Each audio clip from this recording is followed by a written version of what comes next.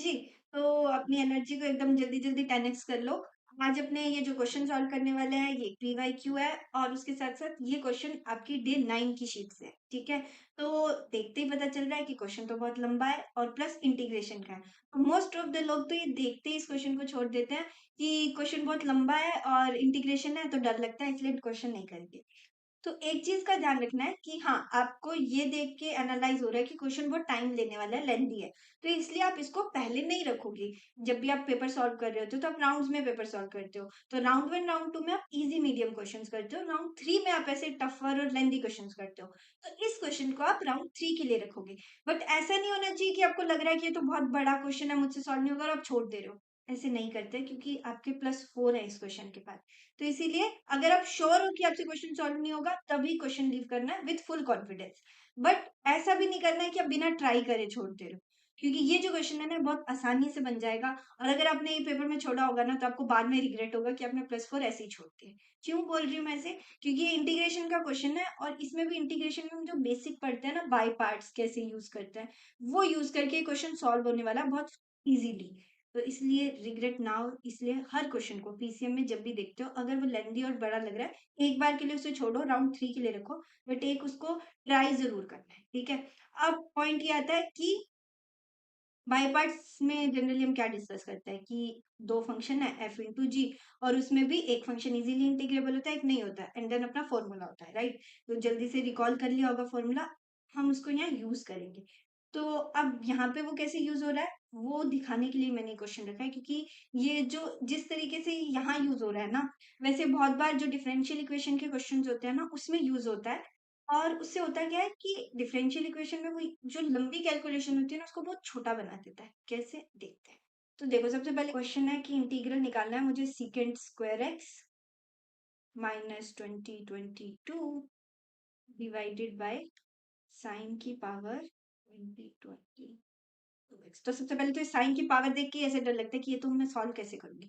तो इसका बहुत प्यारा सा मैकेनिज्म होता है सॉल्व करने का। सबसे पहले तो क्या करो, साइन की पावर 2022 को डिवाइड कर दो। नेगेटिव कह रहा हूँ, जैसे दो इंटीग्रल बनाओ। Integral secant square x dx divided by sine की पावर 2022x, और दूसरा बनाओ negative of integral 22 divided by sine की पावर 2022x। अब ये मैंने क्यों किया है वो आपको जस्ट समझ आएगा जब आप इसके ऊपर बाय पार्ट्स लगाओगे। तो अब जिन्होंने ट्राई कर लिया होगा, जिनका आंसर आएगा, उनको पता है कि क्या होने वाला है। जिन्होंने ट्राई नहीं किया था, देख के छोड़ दिया था, वो एक काम करो, इस पे बाय पार्ट्स लगाओ। कैसे लगाओगे, साइन को ऊपर ले जाओ, साइन की पावर -2022 होगा, ठीक है? उस पे बाय पार्ट्स लगाओ और देख क्या होता है। ठीक है, वीडियो को पॉज करो और ट्राई करो। ठीक है, अब मैं सॉल्व कर रही हूँ। तो होगा क्या कि मैं इसको लिखूंगी सीकेंट स्क्वायर एक्स साइन की पावर -2022x, राइट? ये है। अब मुझे इसको इंटीग्रेट करना है, तो इसको इंटीग्रेट कैसे करेंगे हम? इसको इंटीग्रेट जब करेंगे तो क्या होगा, ये इजीली इंटीग्रेबल है क्योंकि इसका इंटीग्रेट क्या होता है 10x, और ये नहीं होने वाला है। तो लगाओ बाय पार्ट्स। तो पहले क्या होता है, पहले ये जो फंक्शन है वो एज इट इज आता है, साइन की power -2022x as it is, into में इसका integral, integral is 10x।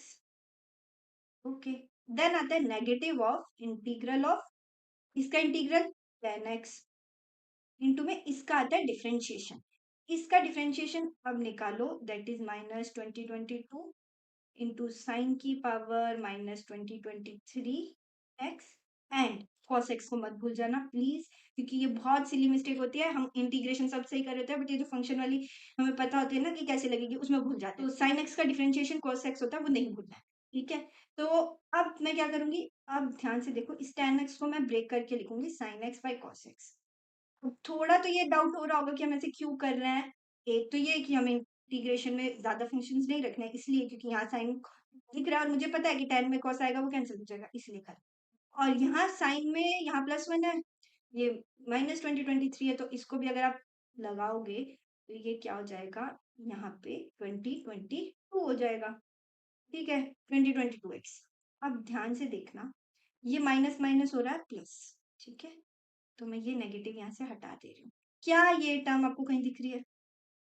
Yes, ये पूरी टर्म नेगेटिव के फॉर्म में यहाँ बैठी है। तो होगा क्या, जैसे ही मैं इसको इंटीग्रेट करती हूँ, लेट से मैं इसको हटा रही हूँ यहाँ से, इजीली सिंप्लीफाई करने के लिए जैसे ही मैंने इसको इंटीग्रेट किया मेरे पास ये टर्म आई और इस टर्म में ये वाली टर्म का पॉजिटिव है, दैट मीन्स ये पूरी टर्म इससे कैंसिल हो जाएगी।